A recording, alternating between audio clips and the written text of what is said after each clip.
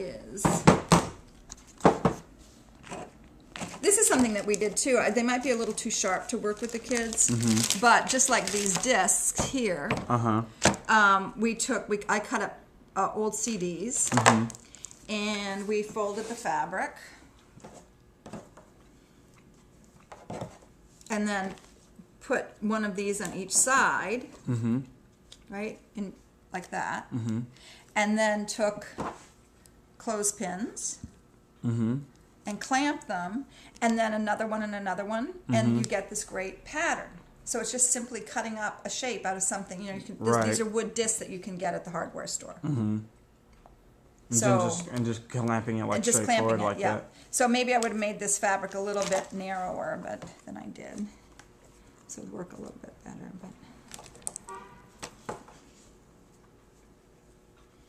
And like I said, you can't do anything wrong with this. You really can't. And it should just be 100% fun for the kids. So, you know, you clamp it on this side, and you probably clamp it on this side. And then they can do, you know, I probably fit 3 or 4 on here, or they could just fold this and put 1. It's up to them. And again, this is too long to go in the pot, so then when you stitch the loop, it would probably have to be something like that. Right. So it just goes right into the pot. But that's a great, wonderful, another clamping technique with just something that's laying around, old CDs or bits of wood. All right, the stitching. The marbles come in different sizes and shapes and everything.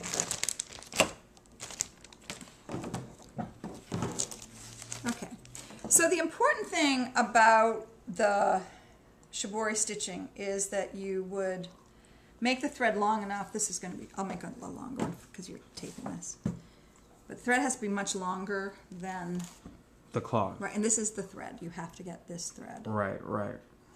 I wrote that down. Okay. Because otherwise the other threads aren't strong enough and they'll break. Huh? And not white so that they can see their Not white so they fabric. can see what they're doing, yeah. And also it makes it easier when we cut it out, because otherwise the white dye is the same color as the fabric. Right. But it comes in gray, black, brown, purple, red, green, you know, you name it. So you get the kids to thread the needle, and again, Naomi should have plenty of needles left. If she doesn't, let me know and I'll tell you what needle, or it's the number 7 darner. That's what you want. Okay. All right, so you take your thread, and they have to make a knot at the end of the thread. So they make a loop and push the tail through, right? It's called an overhand knot. Right. If they can't do it, then you and the teachers will have to do it for the kids, right? They're gonna, they can fold the fabric or not, okay? It's up to them. But you just make these running stitches. Okay, and they should keep the fabric flat. And this is actually a very traditional Japanese technique, and it's called wood grain when it comes out. It looks like wood grain. So they can make these stitches as wide or as short as they want, long or short. And this one does take a little bit of time, so you might encourage the kids to space their stitching, okay? Because otherwise you're going to be there all day. Right. So yeah, space it, not as frequent. Right. Not as close together, the lines. So then you come here, and they're going to cut about there. They're going to leave a nice long tail.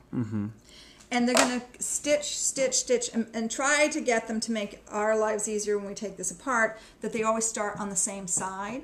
Right. And they'll stitch in a line. Right.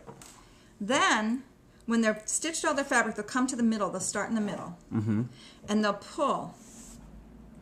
Okay? Starting with the one in the middle and then working towards the outside. Both, yeah, like middle, outside, you know, and then... Right. Then, here's where this is again, so easy. So this is pulled nice and tight, right? And they just tie a knot like they would tie their shoelaces. Okay. Just do it twice. Okay? On just one of the stitches? No, or all of them. All of them, right, one at a time. But you've got the 2 tails, right, from the cut thread. And then one of these can get overhand knotted, and that can become the... to hang off the pole. And the others, don't, you know, you'll cut them, but not too short. Right. And then when this comes apart, it makes this beautiful wood grain design. Right. So again, it's not a hard one for the kids to handle. and it makes a fabulous, fabulous piece of fabric.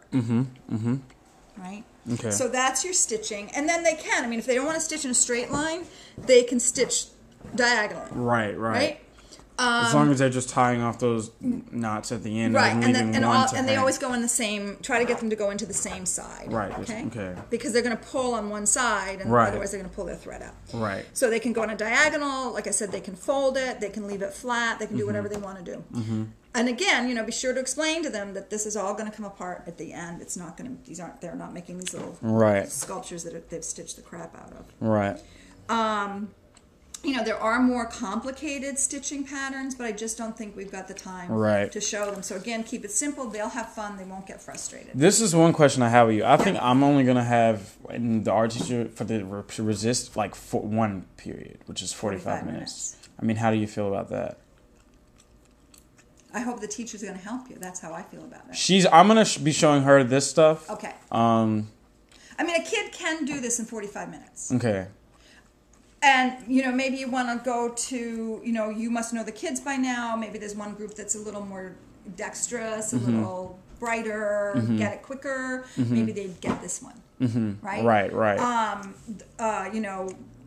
And then I'm going to go over the paste resist with you. But and I wrote the recipe down. That makes a lot of sense to me. Oh, yeah. And I'll show you how to use it. So, okay.